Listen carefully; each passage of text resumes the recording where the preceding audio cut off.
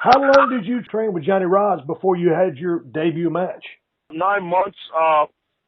Shit. I mean, how long did you train? I was about 5 months, but it was only one day a week, and it was after the Saturday morning shows at the Sportatorium. So 5 months of training, but only one day a week, and I was training with about 25, 30 cats, and we only had one ring, so my time in the ring was very limited. So I mean, by the time he called me into the office and said, "Hey man, you can have your first match with Frogman LeBlanc." Man, I was greener than a sumbitch. And he hadn't even smartened me up yet. How long into it did Johnny Rod smarten you up? I love you. He still has it. He still has it. But, you know, we're forget about the guys today, the fans online. They know more shit than us. So I remember when I should have like 9 months, and he had a hookup in Puerto Rico. So he sent us, a few of us, to Puerto Rico. And, you know, and they were doing a TV taping. So I fucking fly to Puerto Rico in some shithole fucking plane. I get off the plane. I get in this little beat-up minivan with 3 American guys and 2 guys from Japan, and everybody's just swelled up huge. The air conditioner's broken in the fucking minivan. It's about 7,000 degrees. They take us right to this shithole arena, and it's raining like a bastard. It's hot and humid. I go in this locker room. There's water all over the place. There's no windows. There's just giant cockroaches running around, and I love the shit out of it. And put my shit on, got in the ring, and I wrestled one of these medic number 6003 or whatever it was, and fucking won, was victorious, big win right there. I remember that night, Steve, this is no bullshit, me and a guy named, well, he's passed away now, Big Dick Dudley. Remember Big Dick Dudley from ECW?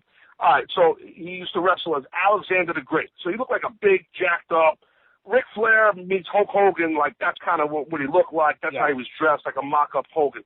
And him and I were like the heels they were bringing into this little territory in Puerto Rico. We started getting a bunch of heat on this baby face, a couple baby faces, I don't remember who they were. And then he said, listen, then the rest of the locker, when the baby face will run in, you guys take a powder. And we were like, all right, no problem, no problem. We walk away, and Big Dick says to me, he goes, bro, what the fuck is this powder thing? I said, no, Steve, this is a shoot, right? I said, I don't know. I don't know if it means to punch the guy more. I don't know.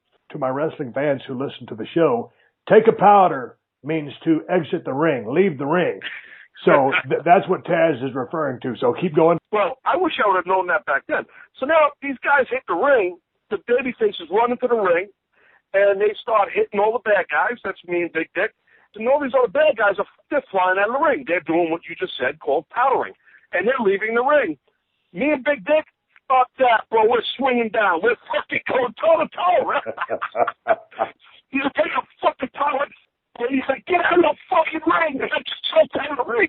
So to your question, we were never smartened up. We had no idea, and that's how it was. As you know, back then, there was no smartening up. You learned the hard way. You know? So what kind of payoffs were you getting? You got in wrestling to make money. How was the money? Man, I would wrestle every night down there. And I mean, I think maybe I made like $100, $125 for the week. And they had a house in the rainforest of Puerto Rico over there in San Juan area there, where they had us all stay in this house, and they had no windows, no screens, no air conditioning, no phone. There was no cell phones back then, as you know.